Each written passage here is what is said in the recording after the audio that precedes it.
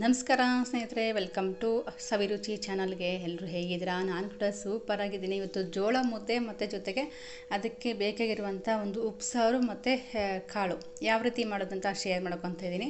ಇಲ್ಲಿ ನೋಡ್ತಿರ್ಬೋದು, ಉಪ್ಸಾರನ್ನು ಸಬ್ಸ್ಕ್ರೈಬರ್ಸ್ ಕೇಳಿದ್ರು, ಉಪ್ಸಾರು ಯಾವ ರೀತಿ, ನೀವು ಯಾವ ರೀತಿ ಮಾಡ್ತೀರಾ ತೋರಿಸ್ಕೊಡಿ ಅಂತ. ಅದನ್ನು ಇವತ್ತು ನಿಮ್ಮ ಜೊತೆ ಶೇರ್ ಮಾಡ್ಕೊತಾ ಇದ್ದೀನಿ.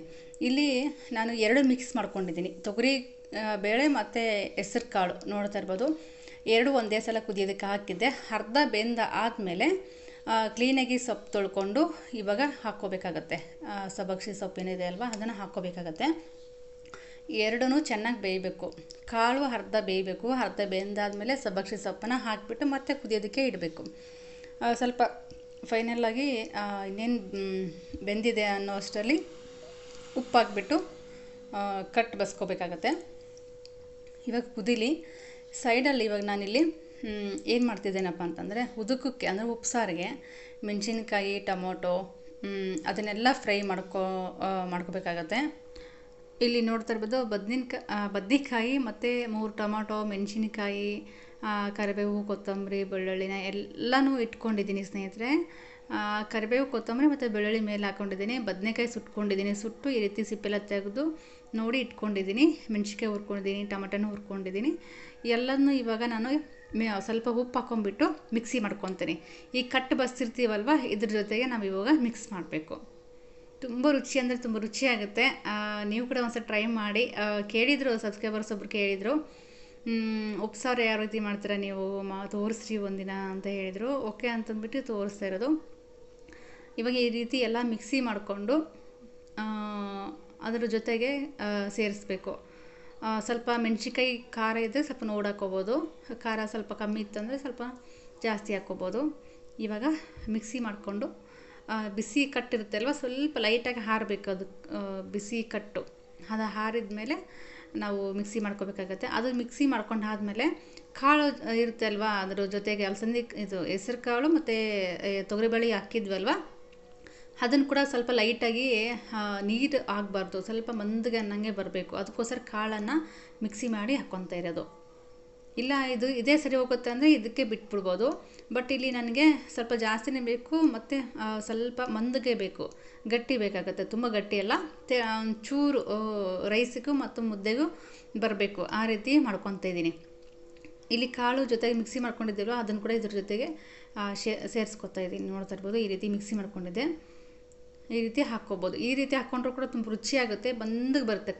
ಉದುಕ ಅನ್ನೋದು ಬಂದಗೆ ಬರುತ್ತೆ. ಆ ರೀತಿ ಮಾಡ್ಕೊಳೋದ್ರಿಂದ ಅದಕ್ಕೋಸ್ಕರ ಸ್ವಲ್ಪ ಬಿಸಿ ಇರುವಂಥ ಕಾಳುಗಳನ್ನು ಮಿಕ್ಸಿ ಮಾಡಿಕೊಂಡು ಈ ರೀತಿ ಮಿಕ್ಸ್ ಮಾಡಬೇಕು.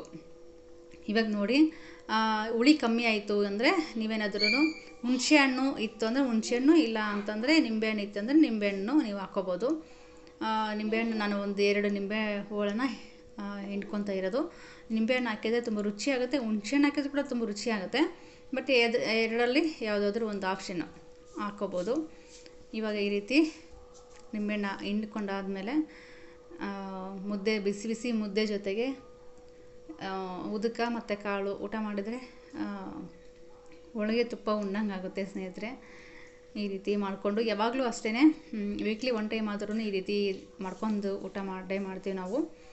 ನೋಡ್ತಾ ಇರ್ಬೋದು, ಇವಾಗ ಎರಡಕ್ಕೂ ಕರೆಕ್ಟಾಗಾಯಿತು. ಮುದ್ದೆಗೂ ಆಗುತ್ತೆ ಮತ್ತು ರೈಸಿಗೂ ಆಗುತ್ತೆ ಮತ್ತು ರೊಟ್ಟಿ ಜೊತೆಗೂ ಕೂಡ ನಾವು ಹಾಕ್ಕೊಂಡು ತಿನ್ಬೋದು. ನಾನಿಲ್ಲಿ ಮುದ್ದೆ ಮಾಡೋಕ್ಕಿಟ್ಟಿದ್ದೀನಿ. ಮುದ್ದೆ ಯಾವ ರೀತಿ ಮಾಡ್ತೀವಪ್ಪ ಅಂತಂದರೆ, ಕುದಿಯುವ ನೀರಿಗೆ ಸ್ವಲ್ಪ ಉಪ್ಪಿಟ್ಟು ರವೆ ಹಾಕ್ಕೊಂಡಿದ್ದೀನಿ.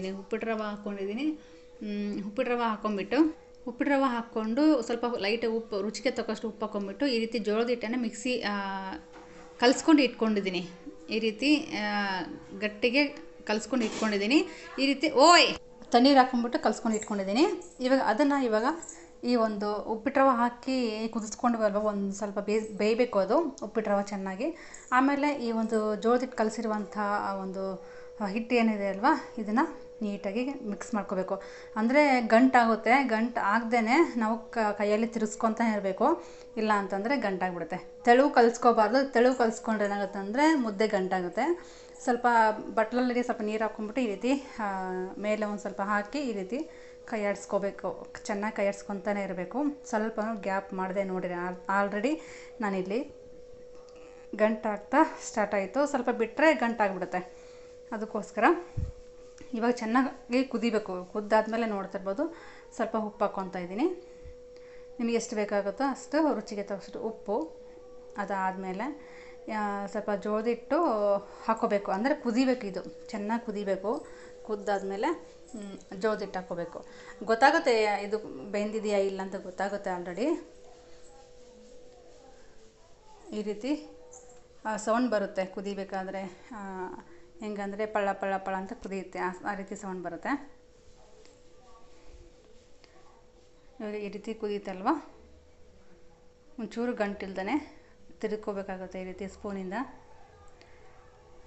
ಇವಾಗ ನೋಡಿ ಯಾವ ರೀತಿ ಕುದೀತಾ ಇದೆ ಅಂತ, ಬಬಲ್ಸ್ ಬರ್ತಾ ಇದೆ, ನೋಡ್ತಾ ಇರ್ಬೋದು ಯಾವ ರೀತಿ ಬಬಲ್ಸ್ ಬರ್ತಾ ಇದೆ ಅಂತ. ಇವಾಗ ಕುದೀತು, ಚೆನ್ನಾಗಿ ಬೆಂದಿದೆ. ಇವಾಗ ಒಣ ಹಿಟ್ಟು, ಜೋಳದ ಹಿಟ್ಟೇ ಒಣ ಹಿಟ್ಟನ್ನು ಹಾಕ್ಕೋಬೇಕಾಗುತ್ತೆ.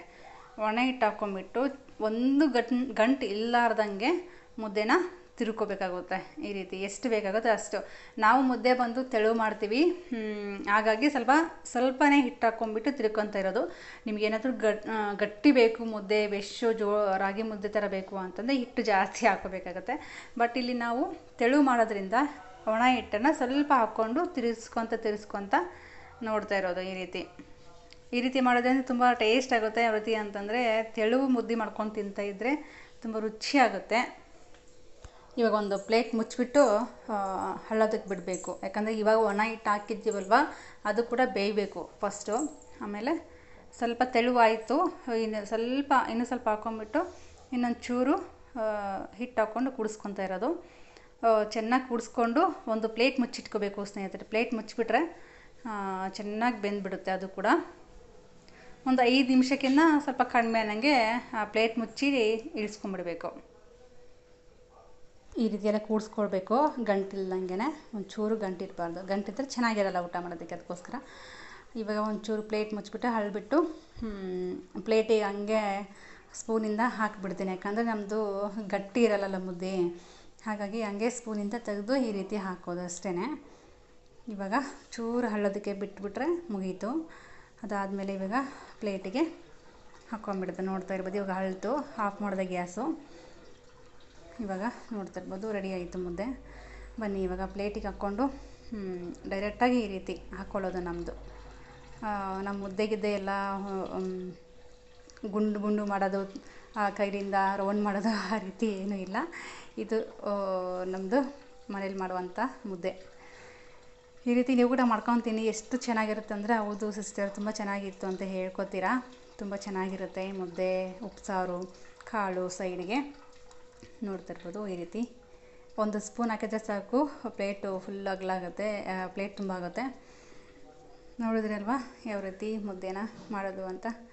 ಯಾರಿಗೆಲ್ಲ ಇಷ್ಟ ಆಯಿತು ಈ ಒಂದು ರೆಸಿಪಿ, ಹಾಗೆ ಶೇರ್ ಮಾಡಿ, ಲೈಕ್ ಮಾಡಿ, ಸಬ್ಸ್ಕ್ರೈಬ್ ಮಾಡ್ಕೊಂಡು ನನ್ನ ಒಂದು ಚಾನಲ್ನ ಸವಿರುಚಿ ಚಾನಲ್ಗೆ ಸಪೋರ್ಟ್ ಕೊಡಿ ಅಂತ ಹೇಳ್ತಾ, ಸೈಡ್ಗೆ ಕಾಳನ್ನು ಒಗ್ಗರಣೆ ಹಾಕಿದ್ದೆ ನಾನು. ಕಾಳು ಒಗ್ಗರಣೆ ಹಾಕ್ಕೊಂಡು ತಿಂತಾಯಿದ್ರೆ ಏನು ಮಜಾ ಇರುತ್ತೆ ಗೊತ್ತಾ. ಬಿಸಿ ಬಿಸಿ ಮುದ್ದೆ, ಕಾಳು, ಉಪ್ಸಾರು. Thank you for watching.